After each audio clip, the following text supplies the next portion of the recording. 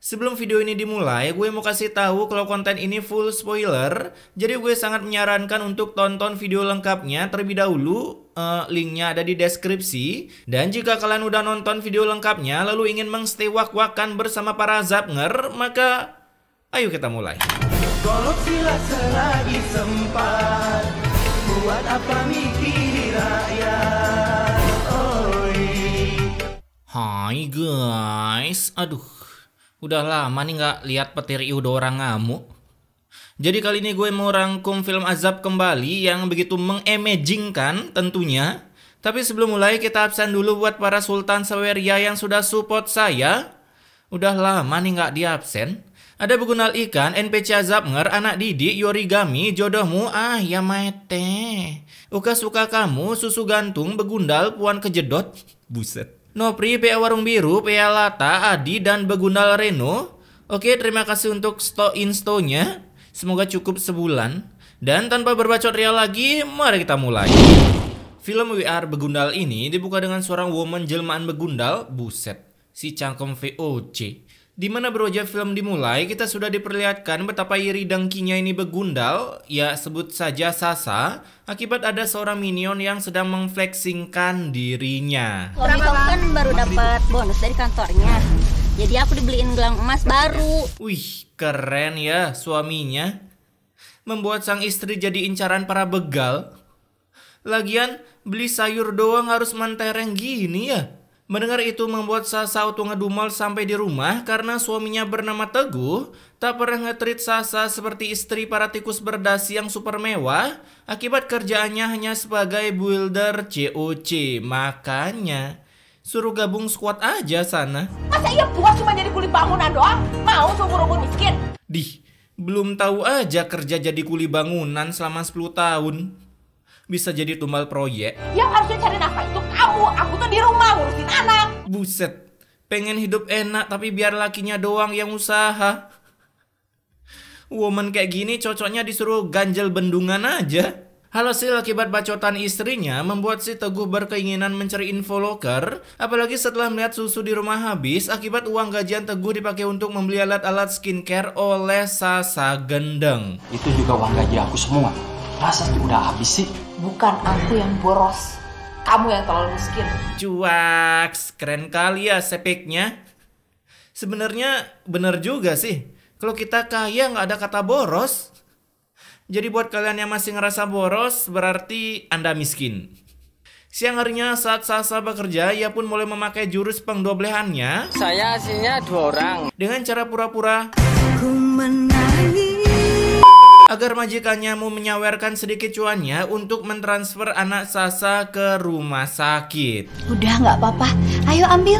Wih, banyak banget cuy. Gacor parah sih ini. Setelah mendapatkan cuan, Sasa pun begitu senang. Ya pasti dong, cuan gratis kayak nilep uang rakyat. Dimana katanya uang tersebut akan dipakainya untuk membeli gelang emas. Bodo amat sama anak yang sakit, karena jika di Bennett, Sasa bisa membuatnya lagi. Udah kayak adonan aja. Tapi tunggu, itu 200.000 beli gelang emas apaan cuy? Perkara di film ini cuman karena gelang emas.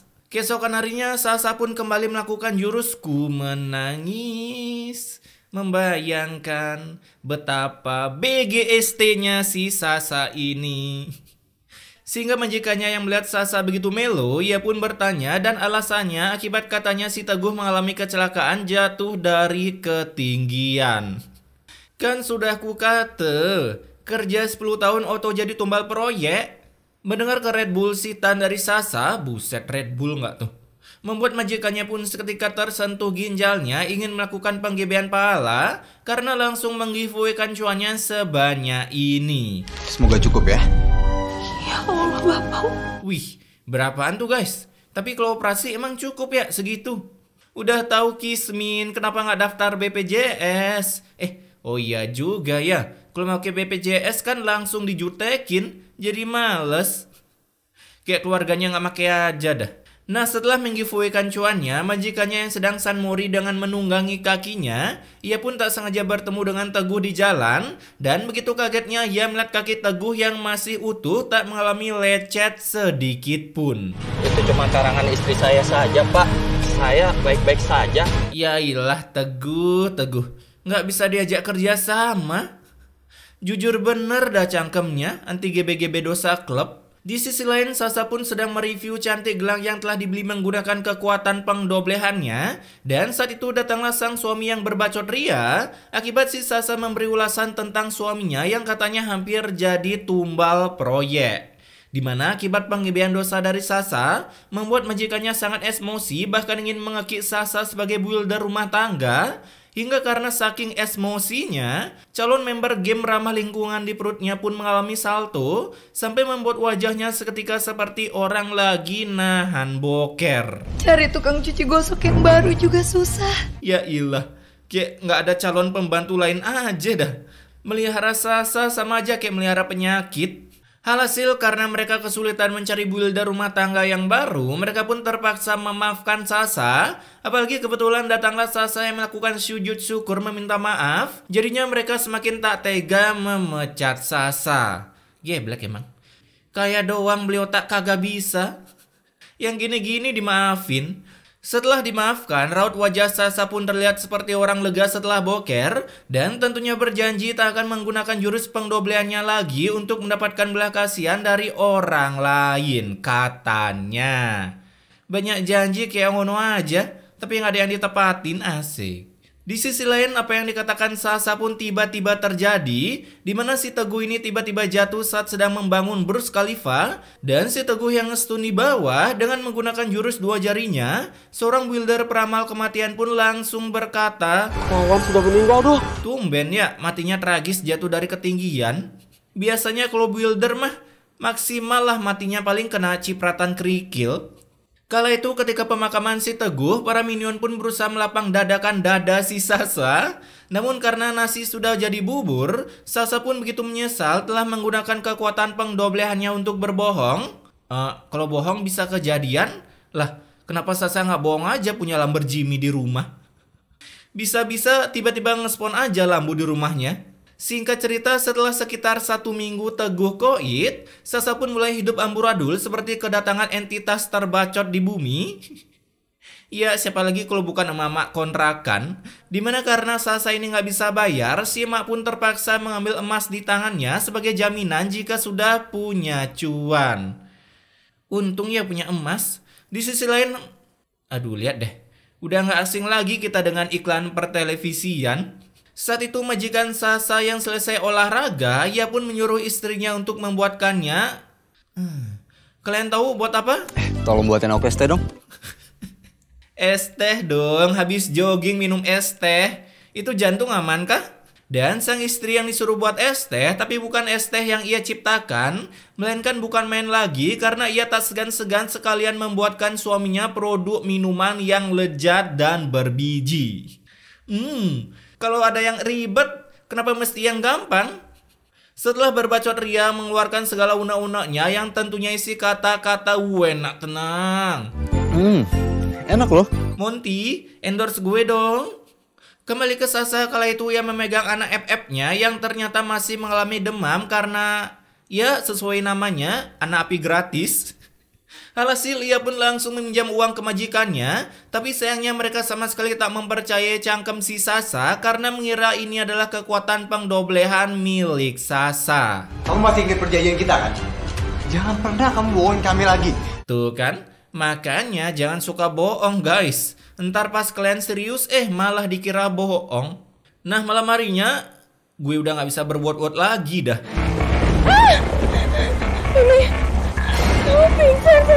Itu payungnya jatuh bukannya cepet-cepet diambil. Dan karena semprotan air milik selang pemadam, anak Sasa pun harus mengalami pengshutdownan sementara waktu. Sampai akhirnya ketika tiba di dokter, Karena saya pingsan tapi saya nggak punya uang, suster tolongin saya, suster. lalu akibat Sasa nggak ada uang, ia pun terpaksa mendapatkan dokter kematian yang tentunya membuat sang anak gagal dihidupkan kembali. Setelah kematian si bocil api gratis, kini hidup Sasa semakin kacau. Ya sabar ya. Bapak kau yang sabar. Coba apa dikasih pinjam uang kan nggak gini jadinya. Lagian kalau dia minjem uang kan tinggal potong gaji aja gitu aja repot. Hasil akibat anak Sasa lockout karena majikannya tak meminjamkan uang, ia pun mulai membangkitkan jiwa-jiwa Uchiha familinya dengan berniat balas dendam menghancurkan rumah tangga majikannya. Wih, tatapannya. Bentar lagi bangkitin Mangekyo dah ini Sasa. Auto jadi Uchiha Sasa, musuhnya Uzumaki Masako. Nah, setelah 1 bulan kemudian, akhirnya mereka bisa meloginkan calon member game ramah lingkungannya. Ya, kalian tahu apa kan? Apalagi kalau bukan legenda seluler. Dimana tentunya di universe ini, bayi baru lahir langsung segede gaban gini, dan sangat berbeda dengan di universe Jodoh Wasiat Dedi. Baru lahir tapi udah ngecit umur. Kala itu Sasa yang melihat majikannya berhasil memiliki seorang calon pro player legenda seluler, ia pun mulai membangkitkan penyakit iri dengki level 3-nya dengan berniat balas dendam ke keluarga majikannya. Dimana saat si woman ini mandi, datanglah Sasa diam-diam masuk ke kamarnya tapi tidak mencuri buff ungu atau buff merah, melainkan ia mengayabusa anak majikannya hingga si woman ini terkagetkan sampai menjatuhkan handuknya. Ya, kebiasaan orang kaget lah ya. Kalau nggak latah buang handuk ya HP. Nah, seorang minion yang entah kenapa bisa masuk ke pekarangan woman ini, masa ia harus lewatin rumah ini dulu biar sampai ke rumahnya? Kala itu si minion yang tahu tetangganya kehilangan bocil ML, ia pun memutuskan untuk berpencar berharap si Hayabusa bayi itu belum jauh. Yang padahal si Hayabusa alias Sasa begundal ini telah berflikar ke kampung lain, bahkan sudah berhasil mengontrak sebuah rumah agar dirinya tak digerebek dengan kekuatan cuan-cuan orang kaya.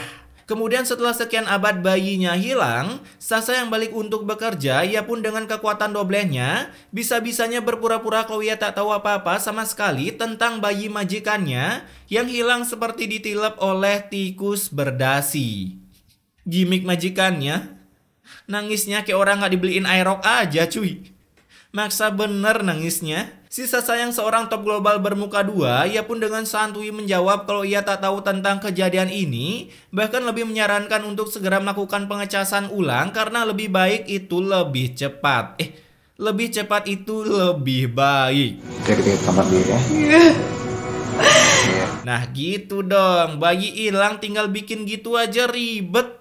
Setelah 5 tahun berlalu, anak majikannya hilang, sekarang ia pun sudah tampak sangat gemoy.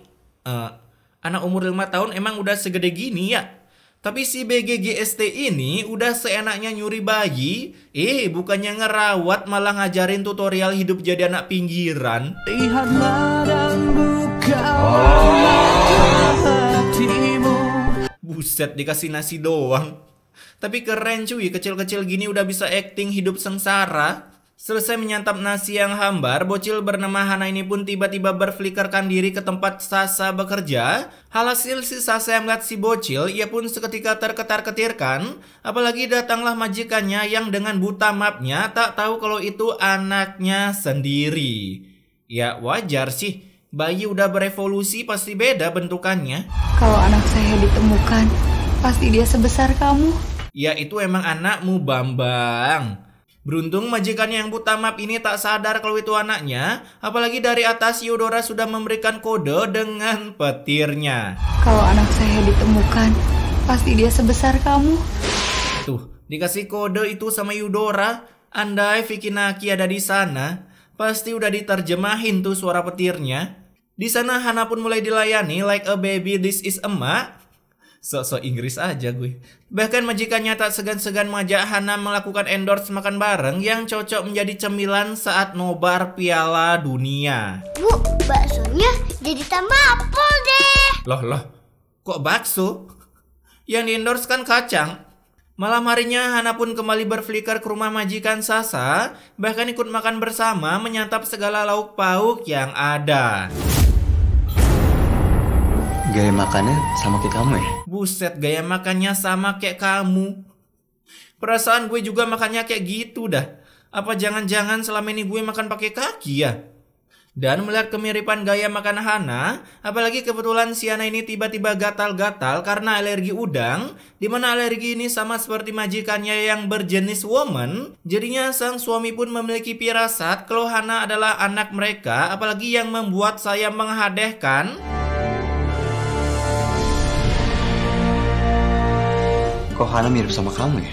Cuman jalan sambil benerin rambut doang loh. Terus orang lain kalau benerin rambut panjang gimana dong? Ditarik terus dibanting ke belakang gitu?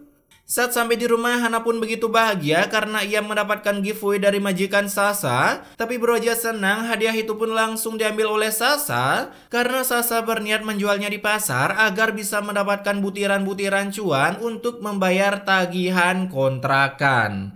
Lalu besoknya, Hana, kok kamu ke sekolah? pakai nanya, emaknya aja bayar kontrakan aja setengah mati, apalagi sekolahan. Nah, beruntung saat itu majikan Sasa pun menanyakan tentang sekolah pro player ML di Bekasi yang katanya berniat menyekolahkan Hana di sana karena kebetulan cita-cita majikannya sedari kecil memang ingin menjadi seorang pro player namun harus terkendala dengan sinyal akibat waktu itu masih zaman penjajahan. Kalau Hana butuh apa-apa, kabarin saya aja. Aduh, jadi refleks pengen bilang butuh Pagani Huaira. Setelah mendapatkan cuan, tentunya bukan untuk biaya pendidikan Hana, ya iyalah. Begundal ini bos, don't play-play bosku. Dimana si Sasa ini langsung shopping-shopping di pasar Saranjana, hingga berhasil mendapatkan bolu gaib dengan rasa sempak kuntilanak. Kayaknya enak. Dikasih singkong dong, dikira masih zaman penjajahan kali ya. Lalu besoknya, Sasa pun kembali meminta cuan ke majikannya dengan alasan saat sekolah harus membawa spare HP tingkat dewa, bukan HP-HP kentang seperti kalian. Alhasil, ia pun kembali diberikan giveaway oleh majikannya tanpa mengerti. Majikannya banyak duit tapi nggak mampu sewa security buat jagain rumahnya. Biar anaknya nggak hilang gitu loh. Terkadang logika bisa membuat lo gila. Uang itu pun kemudian dipakai Sasa untuk memborong gelang emas seberat 1 km karat yang tentunya sekarang ia jadi incaran begal. Hingga karena saking gebleknya ini Sasa, ia pun tak menyisihkan uangnya sedikit pun sampai mengundang entitas terbacot dunia ini untuk hadir ke rumahnya. Beruntung dengan kekuatan si bocil legenda seluler ini, Hana pun langsung menyuruhnya cosplay menjadi Gope aka Gojek Payung dan aduh. Ini hati nurani mbak-mbak di mana coba? Apalagi pas adegan ini. Kenapa kepala aku pusing banget? Itu ada tempat neduh kids. Kenapa lu nongkrong di luar kayak lagi nungguin sunsetan? Buset, baru aja ngeluh kepala sakit, sekarang nyawanya ikutan sakit. Beruntung ada majikan Sasa yang segera membawanya ke RS, bahkan menambal cangkem dokter kematian ini. Dari awalnya saya sudah berusaha semaksimal mungkin, menjadi saya benar-benar sudah berusaha dan ada hasil. Asik. Ada luka di bahu, Bu. Sepertinya patah tulang. Tumben cuma patah tulang, padahal ini acu loh. Beton is strong guys. Dan saat baju Hana dinaikkan, majikan Sasa pun begitu kaget melihat black hole yang menempel di sana. Hasil majikan Sasa pun seketika menginterogasi Sasa karena Hana begitu banyak memiliki kemiripan dengan istrinya. Mulai dari cara jalannya. Ini nggak termasuk sih. Cara jalan orang juga banyak yang kayak gitu. Lalu karena Sasa mengelak akibat ingin boker, majikannya pun langsung menahannya dan daripada boker di celana, ia pun lebih memilih untuk jujur. Nah, inilah tips agar orang bisa jujur. Pas mau boker langsung cegat suruh jujur. Kemudian Sasa yang ingin digedik majikannya, ia pun berusaha kabur dari sana sampai sebuah mobil turbo datang melintas dan melakukan jurus senggol dong. Apalagi dari atas Eudora mengutus tombak Moskov yang langsung menyetun Sasa hingga 1 match pertandingan selesai. Kala itu para minion pun langsung menolongnya untuk dibawa ke RS. Saya sangat terpaksa mengamputasi kedua tangan ibu. Ditimpa tombak Moskov langsung diamputasi. GG bener ya, pantesan aja RRQ Alex suka make Moskov. Setelah diamputasi, kini Sasa pun harus dikurung di penjara karena tak memiliki kartu bebas penjara. Apalagi kini kondisinya sedang mengcosplay menjadi Minato rasa woman. Boleh tolong suapin saya nggak? Lah, iya juga ya. Di penjara tangan buntung, makan sama gimana ceboknya? Habis itu kalian kerja bakti. Kerja bakti. Ambil sampah pakai mulut. Nah, malam harinya Sasa pun mengalami kesakitan. Tanganku sakit kayak ditusuk-tusuk. Kamu kan udah gak punya tangan. Minimal skill 1 dulu lah, jangan ulti. Dan karena tangan yang kesakitan ini tapi nggak ada yang peduli, si Sasa pun memutuskan untuk membenetkan dirinya sendiri, sehingga di malam itu ia pun langsung meninggal. Dia udah meninggal. Singkat cerita, saat proses penggiringan Sasa ke Valhalla versi api-api, keranda Sasa pun tiba-tiba ambruk akibat dosa-dosanya seberat hutang negara. Alhasil mereka pun terpaksa mentransfer Sasa ke pemakaman menggunakan mobil bak sampai hari pun berganti skin. Pemakamannya di mana? Coba. Terlebih lagi karena Sasa malah mengcosplay menjadi duyung karena sopir latah memencet tombol jumping yang membuat para minion ini kesusahan mengangkatnya dari sungai karena saking beratnya dosa-dosa Sasa. Kemudian dengan kekuatan maaf-memaaf dari majikannya, kalau bapak dan ibu sudah memaafkan almarhumah, saat diangkat kembali, barulah dosa-dosa Sasa seperti menghilang karena tiba-tiba kerandanya menjadi ringan, seringan dompet kalian yang kosong, tapi malah hanyut masuk ke terowongan Casablanca. Dan film ini pun ditutup dengan para minion, MC beserta Pak Ustadz yang hanya mendapatkan pahala 50% akibat gagal mengantar Sasa ke tempat sleep call terakhirnya. Oke, pesan immortalnya di sini, bekerjalah sekeras mungkin agar suatu saat jika kalian kenapa-kenapa, amit-amit dah, kalian bisa menambal cangkem dokter kematian agar tak mengatakan, Saya sangat terpaksa mengamputasi kedua tangan ibu. itu kalau Sasa ada uang pasti nggak buntung sih. Ditambal pakai tangan nasi Rama. Tapi intinya, stay wak-wak guys.